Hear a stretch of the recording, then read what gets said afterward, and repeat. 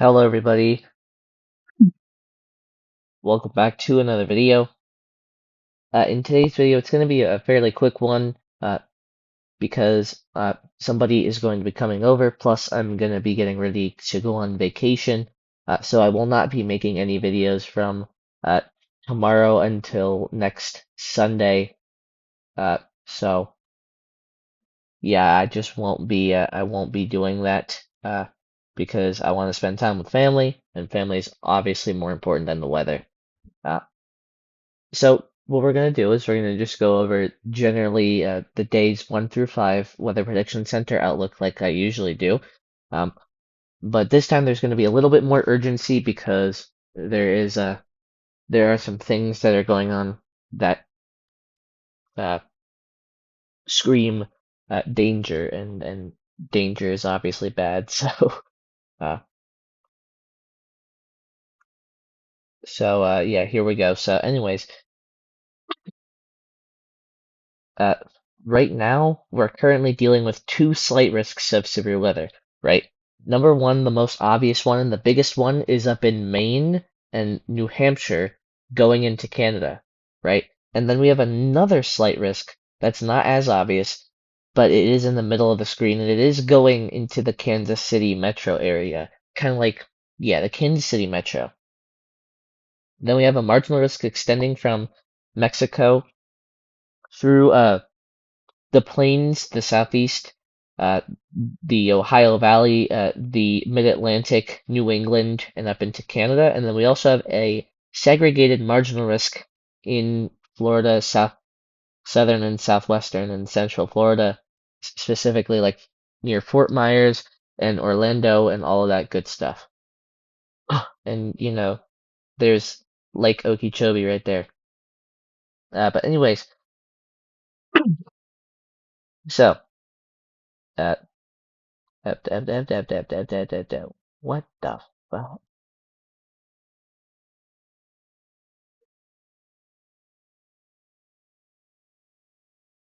What? Sorry, there's just a lot to read. Anyway, we're just going to read from top to bottom.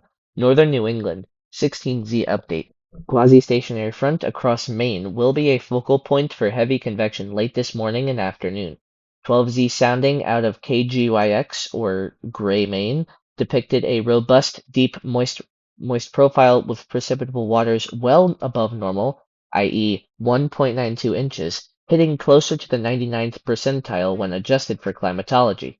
A stout warm cloud layer presence was also noted on the morning sounding with a WBZ height ring or height right around 13 to 13,500 feet, a sounding more respectable for environments based in the South, let alone northern New England. These types of environmental conditions lend to efficient warm rain processes that are notorious for overperformance within any precipitation schema, especially anything convectively driven.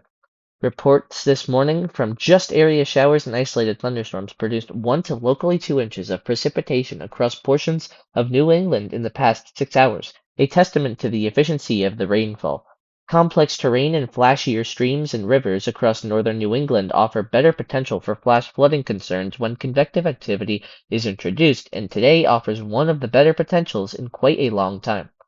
Flow will be weak as steering flow remains meager, leading to slow-moving showers and thunderstorms likely to materialize in the proxy to western Maine into northern New Hampshire, with heavy rain potential of 1 to 2 inches per hour plausible in the stronger cell cores. Considering the light and variable flow within proximity to the terrain, a quick 1 to 2 inches plus can cause issues in regards to flash flooding, as has been historically the case for these types of environmental conditions in place. 12Z high-resolution ensemble forecast neighborhood probabilities for greater than 3 inches are quite robust, with a formidable area of greater than 70% probability for the reference threshold. This alone is more than enough to justify a targeted slight risk upgrade for the period, which has been introduced in coordination with the local Maine offices. Timing for the threat will occur between now and sunset, with the loss of diurnal heat flux likely to put an end to the threat as a cold front approaches out of Quebec. Eastern Kansas into southwest Missouri. highly conditional setup for significant rainfall exists across portions of the central contiguous United States, with the main axis of potential aligned over eastern Kansas down into southwest Missouri. Recent rainfall over the region has provided a decent soak to the topsoil layer, with elevated stream flows being seen across portions of the above area.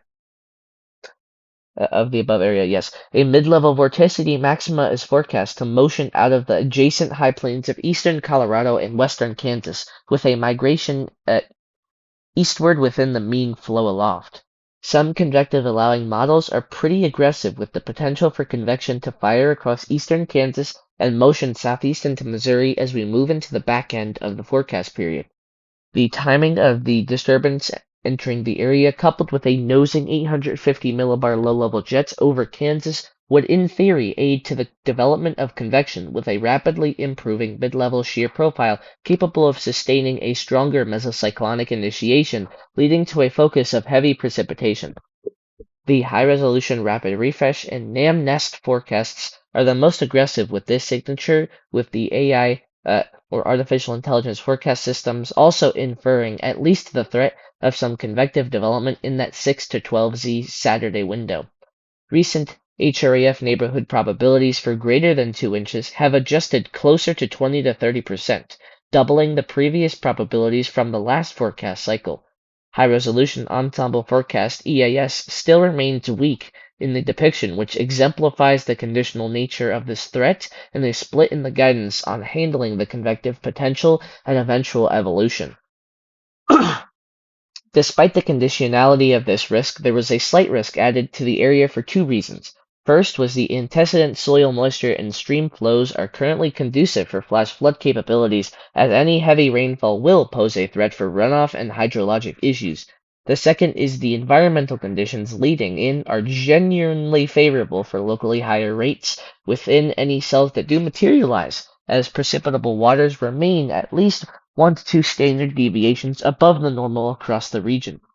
Models that do show the rapid convective development and impacts are depicting rates between 2 to 3 inches per hour at peak, which is a range that would easily breach the current hourly flash flood guidance threshold in places across much of the area, 1 to 1.5 inches per hour.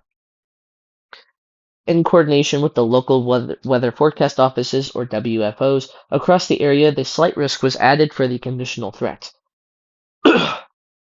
West Texas. A modest theta E ridge across southwest Texas into the high plains of New Mexico will allow for sufficient low to mid-level buoyancy this afternoon ahead of a weak diffluent axis approaching from the west during the period. Most unstable convective available potential energy between 1,000 and 2,500 joules per kilogram will be positioned across the western RGV up through the mountains of southwest Texas through the upper Trans-Pecos. Plenty enough instability to maintain isolated, strong convective cores to materialize across the area. Initiation will likely occur across the Sacramento foothills down into the Davis Mountains, with cells likely drifting eastward off the terrain and migrating into the adjacent high plains.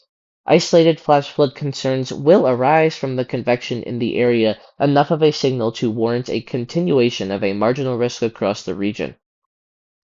Central and Southwest Florida. 16Z update. No changes to the previous forecast as the 12Z remains consistent in its interpretation of locally heavy rainfall across central and southwest Florida this afternoon, with the main threat along the sea breezes and any convergence.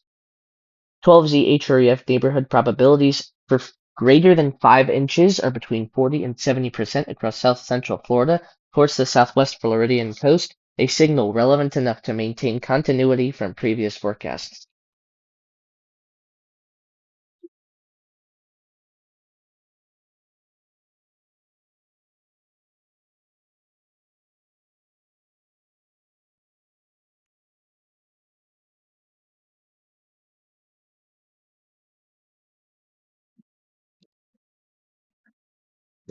Previous discussion. Anomalous moisture will reside over southwest and central portions of the Floridian Peninsula today, though it should be a little less in terms of precipitable waters compared to Thursday. Convection along the sea breezes should produce very heavy rainfall that could lead to flooding concerns for urban areas in central and southwest Florida.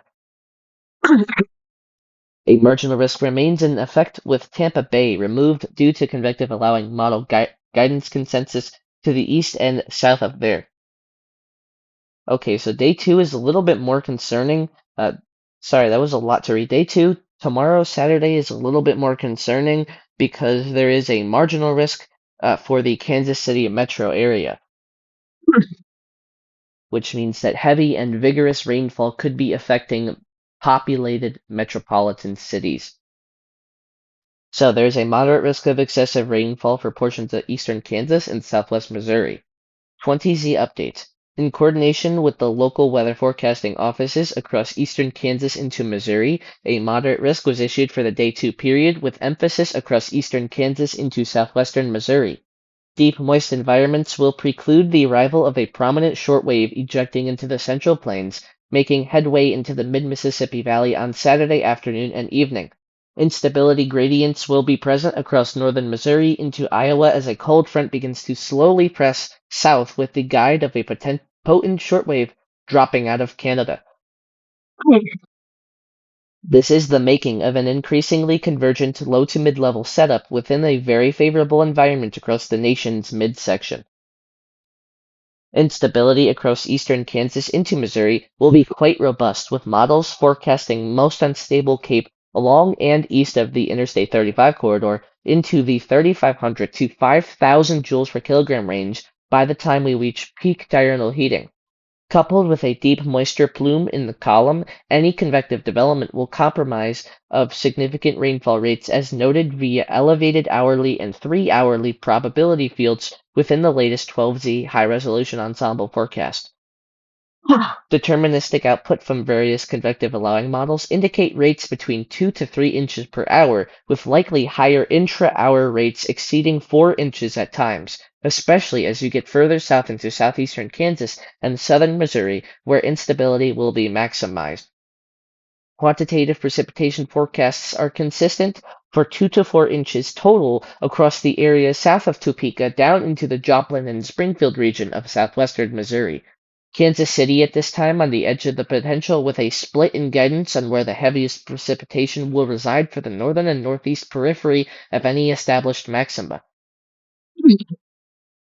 Considering such a close proximity to the max and the D2 error in convective forecasting still a concern, there's potential that the urban center can get into some of the heavy precipitation as it materializes on Saturday evening.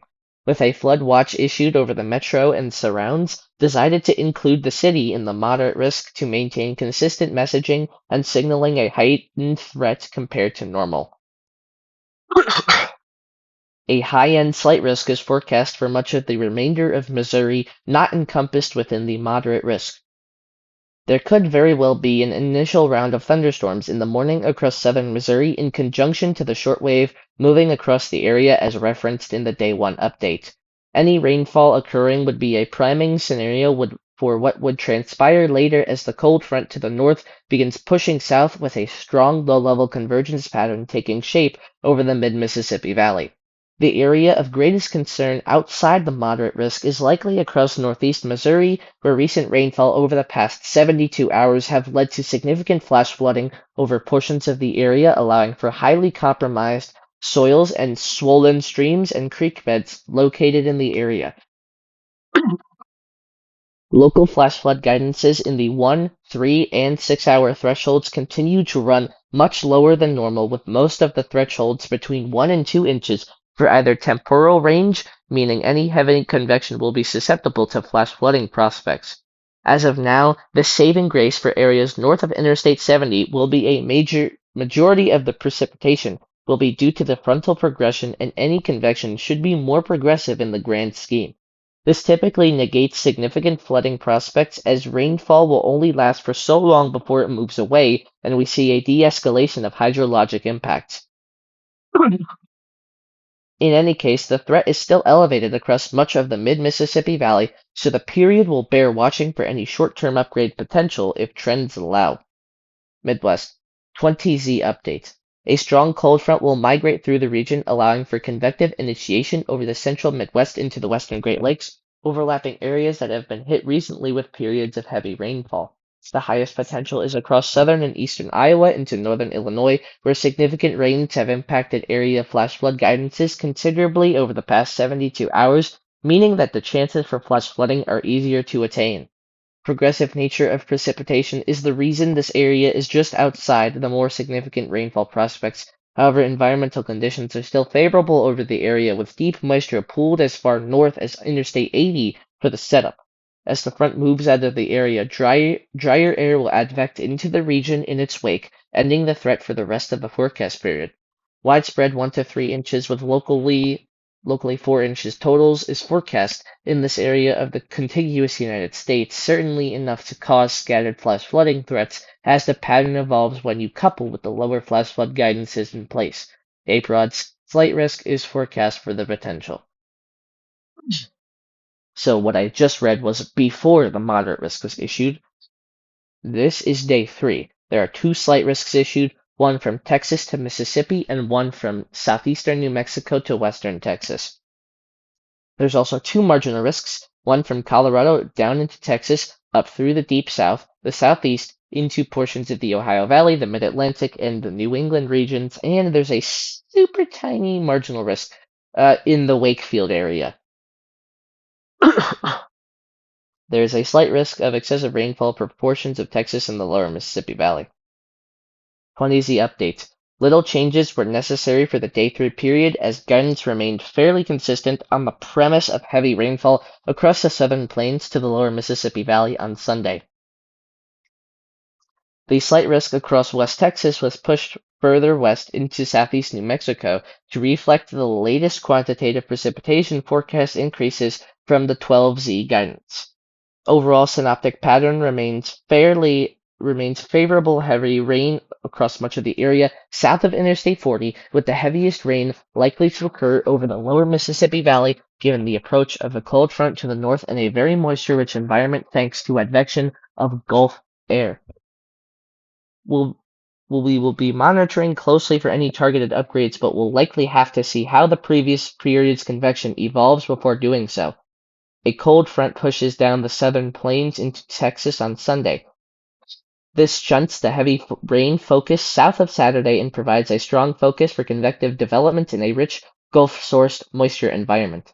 Precipitable anomalies are 2 to 3 sigma above normal across Texas by that afternoon, with 2 sigma anomalies expanding east to Alabama by late Sunday night. Expansion of the slight risk to both North Texas and the Houston metros are warranted given the environment as well as the 0Z consensus of the UK Met and ECAIFS for the Houston area and the Rapid Refresh Forecast and RDPS for North Texas. Furthermore, a decent signal for lasting thunderstorm development is over West Texas in the Permian Basin into the Concho Valley, so a slight risk was raised there as well. Additional terrain-driven diurnal activity is expected over the southern Rockies and Sacramento and the Davis Mountains. This activity should spread southeast through the evening, so the marginal risk was expanded over the southern high plains. A surge of moisture up the southern Appalachians Sunday morning brings enough of a heavy rain threat for a marginal risk expansion up to the westernmost section of Virginia. Southwesterly low-level flow from the Carolinas bring 2-inch precipitable waters to the mid-Atlantic coast Sunday afternoon ahead of a cold frontal passage that night. Evening thunderstorms should be heavy and slow enough to warrant a marginal risk. Okay, so day 4 and day 5, they're essentially just slight risks of rainfall for the southeast. 20Z update. The suite of 12Z guidance has largely remained consistent with the large-scale flow pattern and the higher chances of heavy to excessive rainfall being confined in proximity to the Gulf Coast. There was little need to make more than subtle nudges to the marginal risk area in the previously issued outlook, and no changes were made to the slight risk areas on either day. Overall, not much changes from the precipitation forecast, with the overnight guidance continuing to present a good signal for highly efficient training storms along a slow-moving front settling into the region. Models continue to show a cold front settling slowly south through the southern plains, lower Mississippi Valley, and the southeast as the shortwave energy gradually amplifies a broad upper trough centered along the Mississippi Valley on Monday. A deepening pool of moisture along the front, fed by southerly low-level inflow from the western Gulf, will fuel the potential for highly efficient showers and thunderstorms. Guidance continues to show precipitable waters increasing to 2.25 inches, which is 2.5 to 3 standard deviations above normal. Along and ahead of the front, from South Texas into southern Alabama on Monday. Interacting with this moisture is expected to be an area of enhanced ascent provided by right entrance region upper jet forcing positioned along the base of the amplifying trough. In addition to the deep moisture and large-scale ascent, repeating storms are expected to raise the potential for heavy amounts and flash flooding concerns. A slight risk was maintained from southeast Texas to central and southern Alabama on day 4. By Tuesday, the upper trough axis begins to shift to the east, pushing the front deeper moisture and the better chances for heavy rain farther south and east along the Gulf Coast. For day 5, a slight risk was drawn from southeast Louisiana to southwest Georgia, while slight risks were drawn for both periods, given the potential for several inches of rain in several locations. An upgrade to a moderate risk may be required in future updates if the signal persists as the event draws nearer. Now guys, I have to rush to go, so